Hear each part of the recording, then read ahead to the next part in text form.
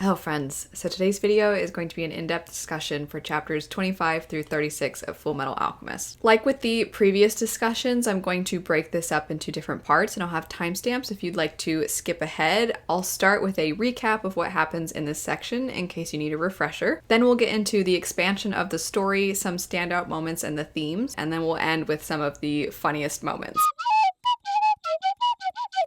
Edward and Alphonse explain to Izumi what they did to earn them their current bodies. She comforts them. She at this point is really their only parental figure. Al is kidnapped by Greed's crew, who you discover are chimeras made by military experiments. Bradley then goes after Greed, and you discover that Bradley isn't all that he appears. He then fights Greed and kills his men. Al tried to protect Martel, who was hiding inside him, but Bradley kills her too. Al then remembers. Mustang interrogates Barry the Chopper, and you see him still trying to piece together Hughes's murder. You also discover that Bradley is Wrath, and he's involved with the enemy. Their leader, a man referred to as Father, takes Greed back into himself, and Wrath, you find out, has a wife and a son. May and her cat are introduced. Ed and Al return to Rush Valley for repairs, reuniting with Winry. You are then also introduced to Ling and Alcahest Street. Maria Ross is framed for Hughes's murder. Ed and gang reunite with Mustang and gang. Mustang lies about Hughes's death. They find out anyway. Barry and Ling try to rescue Ross. Mustang interferes. Winry goes to visit Hughes's family. Ed and Al question their goals, but after revealing everything to Hughes's wife, she pushes them to keep going, knowing it's what her husband would have wanted.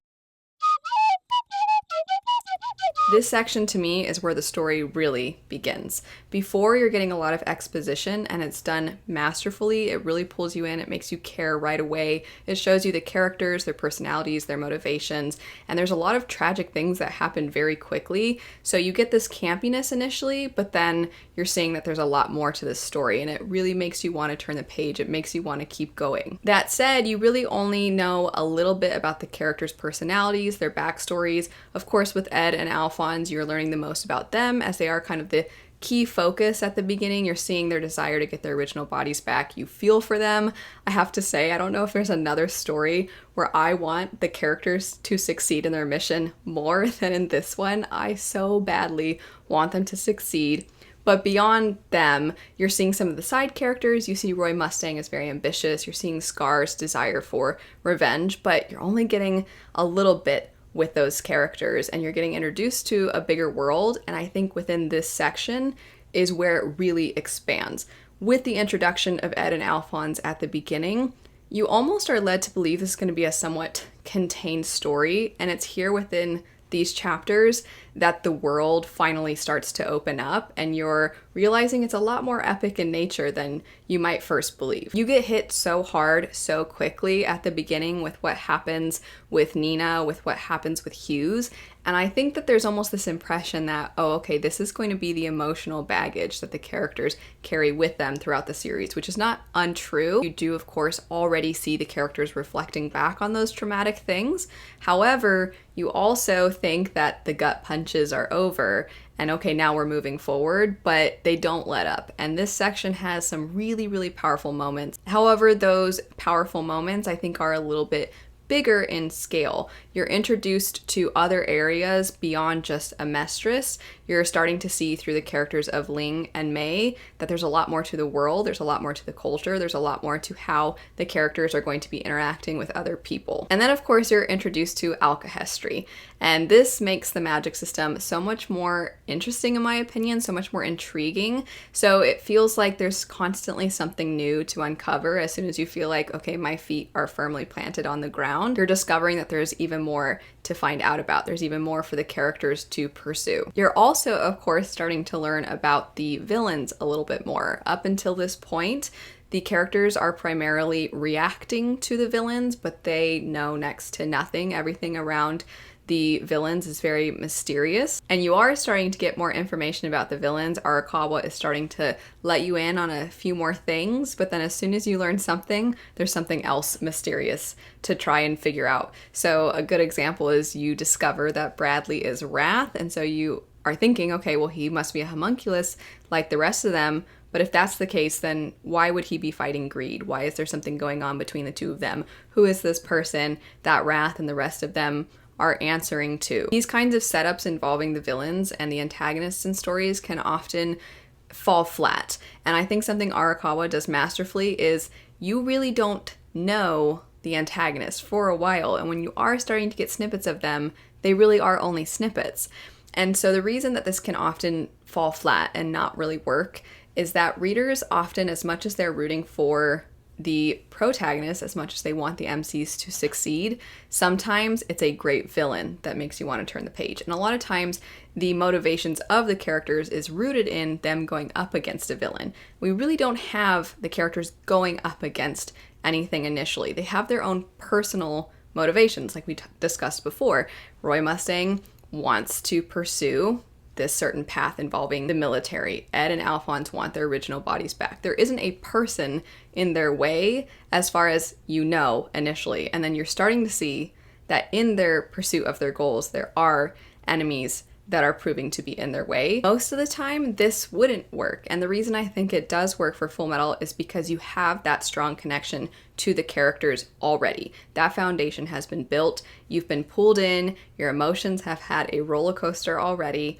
And so you're following them through thick and thin. You are also in the dark with them. Whenever there is something that gets in their way, you don't know what's going on and they don't know what's going on, and it makes you feel closer to them.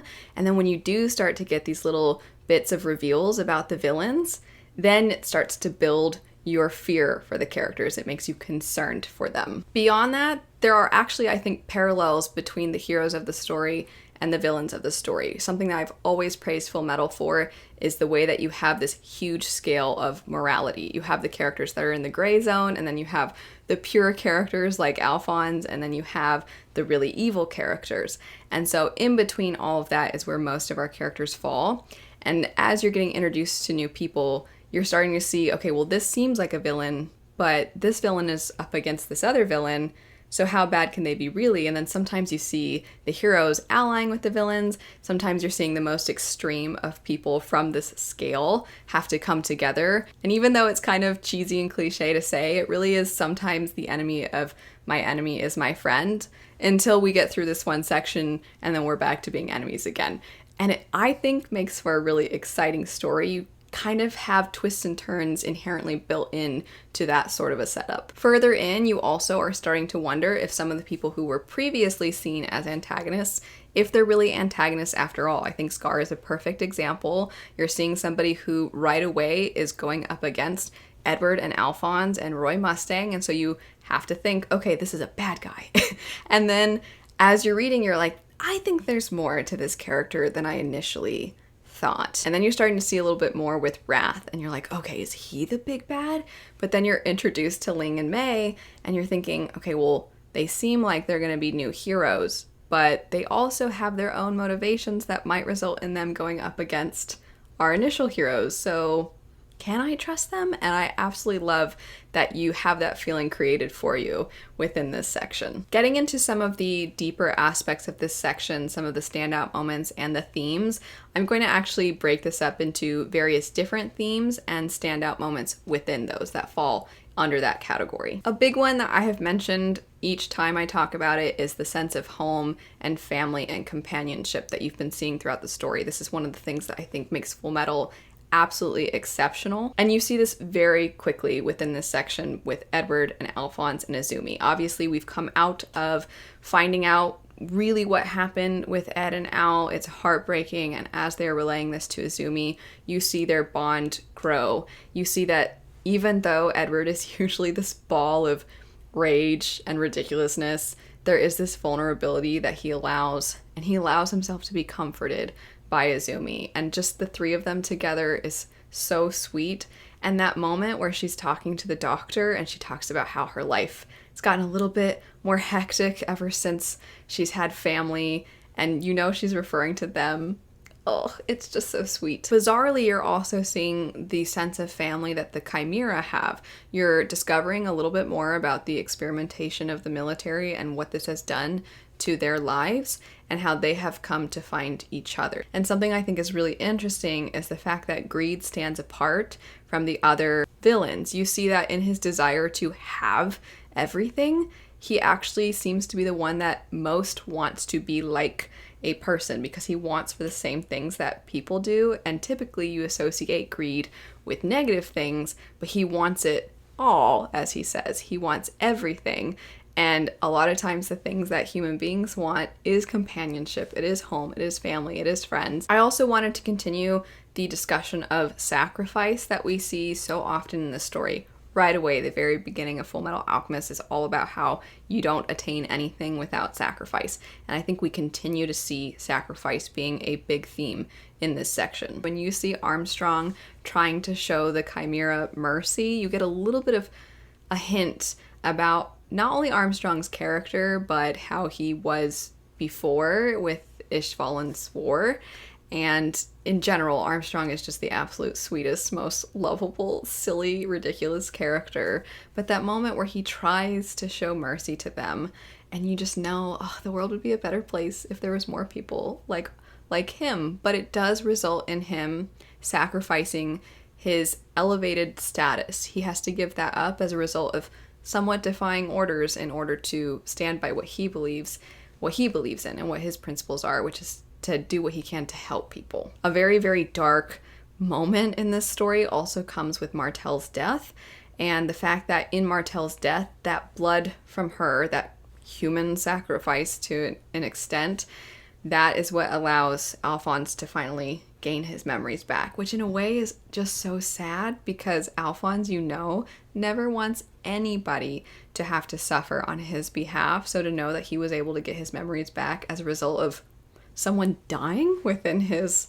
suit of armor, it's kind of heartbreaking. There are a number of other standout moments that I wanted to mention that I don't think necessarily fit within one specific theme, so I'm just going to kind of go through those very quickly. There is this sense of powerlessness that you could almost categorize as a theme throughout the story. You saw it, of course, with Mustang during Hughes's funeral when he says, "This is rain." There's that tie back to the fact that he is useless and powerless when it's raining, and there's that whole really, really tragic moment. But you also see it with Alphonse, with what I was just talking about with Martel, where he says, "I couldn't help her." And the weight that must have on Alphonse's shoulders to carry that burden, always wanting to do what he can to help people, and then when he can't.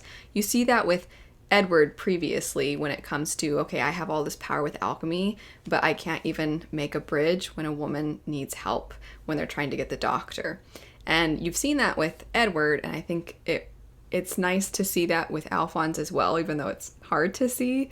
But you've gotten these moments with Edward, and I think now we're seeing a lot of Alphonse's character through that as well. And then extremely tragic is the fact that Edward and Alphonse blame the death of Hughes on themselves. You know that's not their fault, but the way that they're so young and they take on so much, that they already are taking on so much to try and help one another, but then they kind of have this almost a hero's complex, and they feel so guilty when they can't save other people. It really shows how big of hearts the both of them have. Very different from those scenes, but there's a few more that I wanted to point out.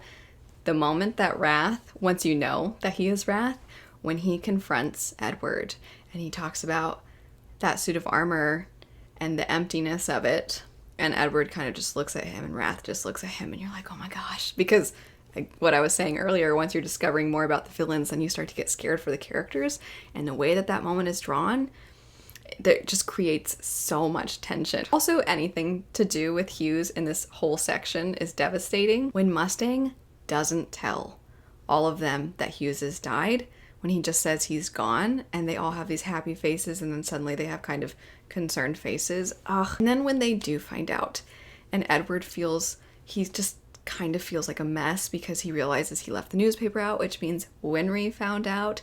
And then when Winry goes to their house, and the little girl opens the door shouting Papa, and you just see the progression of the panels of her just realizing it's not him and he's not coming back. There's a scene in this section, which this section is great. Every section of Fullmetal is great. There's one particular scene though that I really wanted to zero in on. And I think that there's so many different ways to interpret this particular panel and this moment. And I think there's so much to it and there's so much depth, and you can really dissect it to a million pieces. But it's the moment after Edward has talked to Hughes's wife, and she tells him he died doing exactly what I would expect. He was helping someone else. You can't give up on your dream. You have to keep going. And just before that conversation, Alphonse told Edward, if this is going to be what happens if we continue on, I don't want my original body back. I don't want it. And so essentially, the characters are willing to give up. Edward has carried so much on his shoulders for so long. He has had the guilt of what's happened to his brother, the trauma of trying to bring their mother back and bringing back what it was that they saw that wasn't exactly her. And you have so much weighing on Edward. And you know that he wants to make it right, but at the same time, you know that he also, at some point, would be easier if he could stop. And in a sense, Alphonse is almost giving him permission to give up in this moment. And so I think that they're reconsidering everything. And when they go to visit Hughes's wife, and she tells them what I was saying before about how, no, he died doing what he would have wanted to do, which was helping another person. You can't give up on your dreams. And then there's that panel where Edward is sitting at the restaurant, and you see him think, it would have been easier if she'd chewed us out. So there's a lot of things that I took away from this moment. And one of the biggest things is Edward consistently allows himself to feel kind of the higher energy type of emotions. You see him all the time accepting anger, a lot more than you see him accepting more vulnerable emotions. Basically, never see him cry. You have that whole part earlier where Winry says that I cry because you can't, because you won't. Edward doesn't want to let himself feel those emotions because it's almost like if he accepts those feelings, then it's going to make it that much harder for him to carry on. So he kind of just has to stay at the top and never really let himself feel those deeper, harder to face emotions. He lets anger and guilt primarily be what fuels him. And it's the thing that is constantly pushing him ever forward. And so with Al basically giving him that I don't want to do this anymore moment, that means that Edward can finally let go. They don't have to keep searching. He doesn't have to stay in the military, which we've seen in him talking to Izumi, that he is scared, that he doesn't want to become a dog of the military. So if they pursue this route, he can let that go as well. He can finally stop. So for me, the reason that this scene stands out so much is because that would have been the easier thing to do. To give up would have been the easier path. Beyond just it would have been easier for him if she had chewed them out because he's used to those kinds of reactions. That's the kind of thing that fuels him. That's what he's accustomed to. There's that, but I think kind of dissecting it further, there is that element of it would have been easier if I didn't have to keep going. And this is the kind of thing that makes me love this series. I think a great story is going to have characters at times really think through if they want to keep going. You're going to have those moments that really test them. You're going to have moments where they consider giving up. I think in a lot of stories, the way that this is delivered is you literally have characters talking through this, either in the narration or with another character. There's kind of this acknowledgement of maybe we shouldn't do this anymore. Maybe we should stop.